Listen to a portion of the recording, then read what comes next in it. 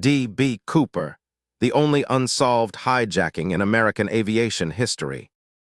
On the afternoon of November 24, 1971, the day before Thanksgiving, a man in a business suit, wearing dark sunglasses and carrying a briefcase, purchased a one-way ticket for Northwest Orient Flight 305 from Portland, Oregon to Seattle, Washington. He gave his name as Dan Cooper. He was in his mid-40s, described as calm, polite, and unremarkable. Shortly after the plane took off, he ordered a bourbon and soda, handed a note to flight attendant Florence Schaffner, and told her, "Miss, you'd better look at that note. I have a bomb." The note claimed Cooper had a bomb in his briefcase. He showed the briefcase's contents to a flight attendant. She saw what appeared to be red cylinders, wires, and a battery. Whether the device was real or functional has never been determined.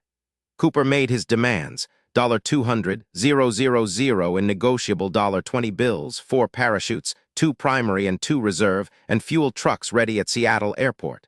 All demands were met. The bills were photographed with serial numbers recorded. The passengers were released in Seattle during refueling. Then the plane took off again, heading south. With only the flight crew aboard and 2 FBI pursuit planes tracking from above, Cooper directed the pilot to fly toward Mexico City at low altitude, with the landing gear down and flaps partially extended, conditions that maximized drag and slowed the aircraft, consistent with a planned parachute jump. At approximately 8:13 p.m., a pressure warning light on the plane indicated the rear stairs had been deployed.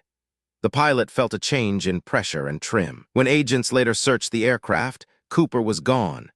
He had jumped from the rear air stair of the plane into the dark, rainy night over Southwest Washington. Cooper jumped in a dark business suit, street shoes, and a thin raincoat.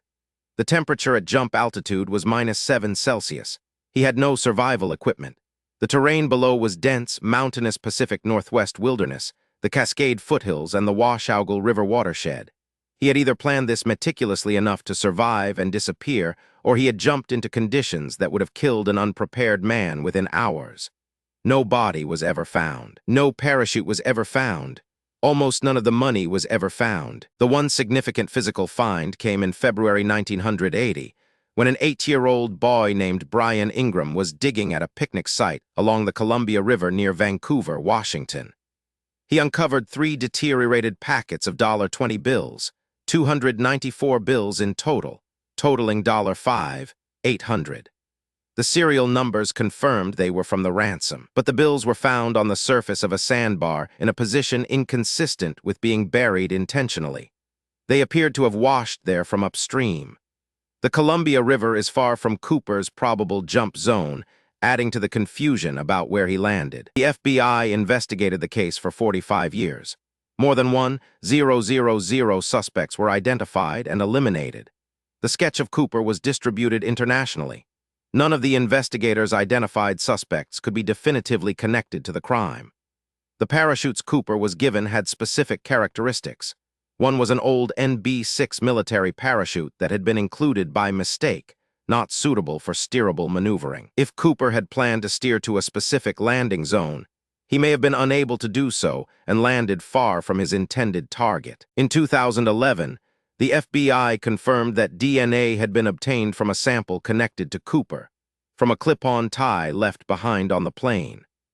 The tie contained unique titanium particles consistent with work in a specific mid-century aerospace manufacturing context, which led some researchers to focus on individuals with aerospace backgrounds in the Pacific Northwest. The DNA profile obtained was reportedly partial and has not matched any known suspect.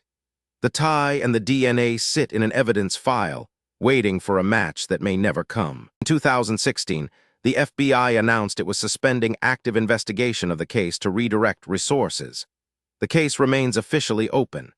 D.B. Cooper, or Dan Cooper, the name he gave, has never been identified.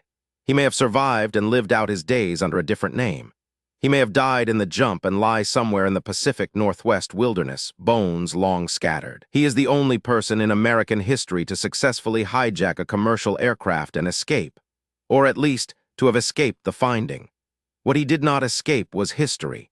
He lives there permanently in a plane banking south over Washington, stepping off the stairs into the dark.